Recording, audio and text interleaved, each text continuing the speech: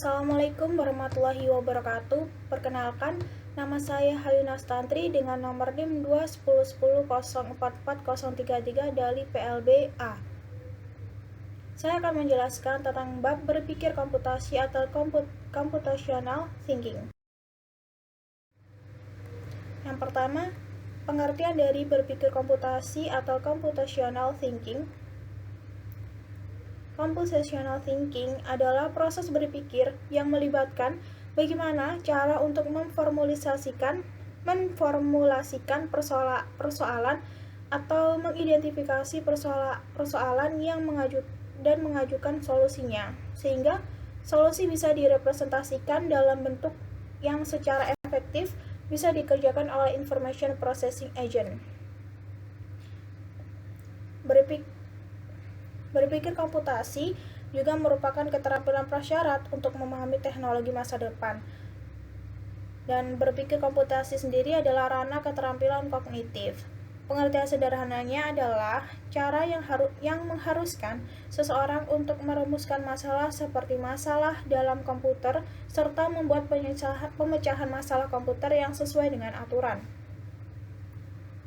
Berpikir komputasi mempunyai dua definisi. Antara lain, yang pertama ada computational thinking dengan cara dan proses, serta metode berpikir yang tidak ada sangkut pautnya dengan teknologi. Yang kedua, computational thinking dengan pemecahan masalah yang disusun untuk bisa menyelesaikan dan diterapkan oleh komputer dan manusia. Berikutnya, keyword computational thinking. Yang pertama ada dekomposisi. Computational thinking keyword memiliki 4 metode. Yang pertama yaitu dekomposisi. Ya. Merupakan keterampilan dalam menguraikan data, masalah, dan proses menjadi kepingan yang lebih kecil dan sederhana, atau bisa juga menjadi bagian yang di dalamnya bisa lebih gampang untuk dikelola. Nah, decomposition juga disebut sebagai pengkategorian. Yang kedua, pattern recognition adalah keterampilan untuk menemukan dan mengidentifikasi persamaan atau perbedaan dari perilaku, pola, atau bentuk pada sebuah data. Nah, hal ini bisa dipakai dan dimanfaatkan untuk menciptakan prediksi. Yang ketiga, abstraksi. Abstraksi merupakan keterampilan untuk mengumumkan atau generalisasi, dan proses ini biasanya menggunakan cara induktif.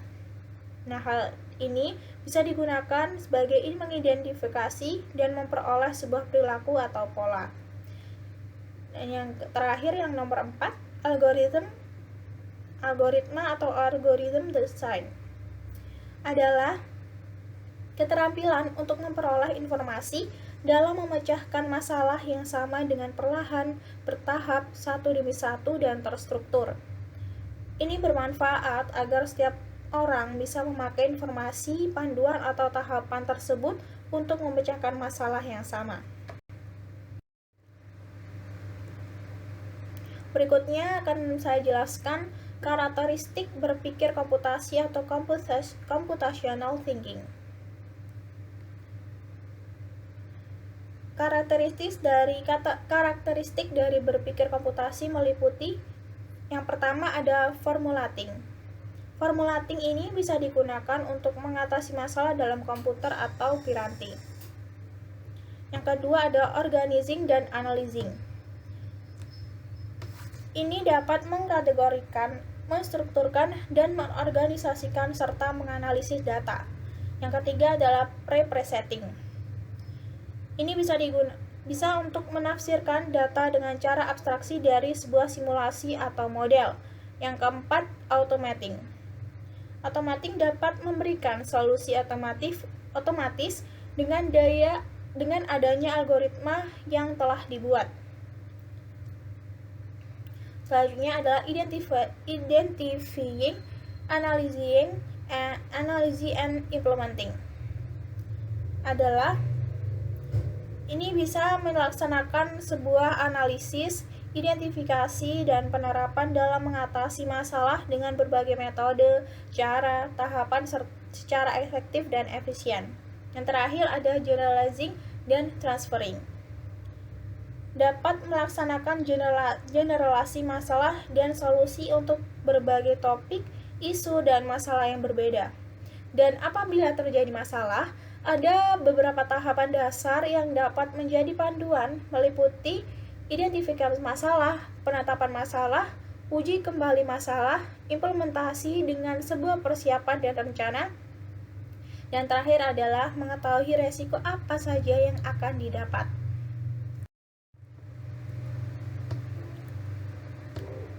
Selanjutnya, bagaimana cara mengembangkan kemampuan berpikir komputasi atau computational thinking. Cara berpikir komputasi ini sangat disarankan untuk diketahui dari usia muda dan dilatih secara berkelanjutan seiring perkembangan usia. Caranya adalah cara atau tips yang bisa kalian lakukan untuk mengasah kemampuan computational thinking diantaranya dengan cara latihan memecahkan masalah dan diskusi dalam kehidupan sehari-hari, atau bisa dipresentasikan dengan contoh di kehidupan sehari-hari.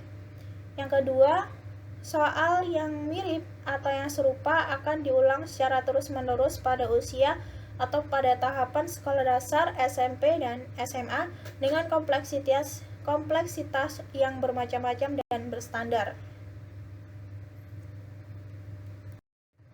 Terima kasih. Sekian dari presentasi dari saya. Jika ada kekurangan saya mohon maaf. Jika ada kekurangan perkataan maupun tulisan, saya mohon maaf sebesar-besarnya. Dan wassalamualaikum warahmatullahi wabarakatuh. Sekian, terima kasih. Mohon maaf jika ada salah perkataan maupun tulisan di PPT kali ini. Saya mohon maaf sebesar-besarnya. Terima kasih. Wassalamualaikum warahmatullahi wabarakatuh.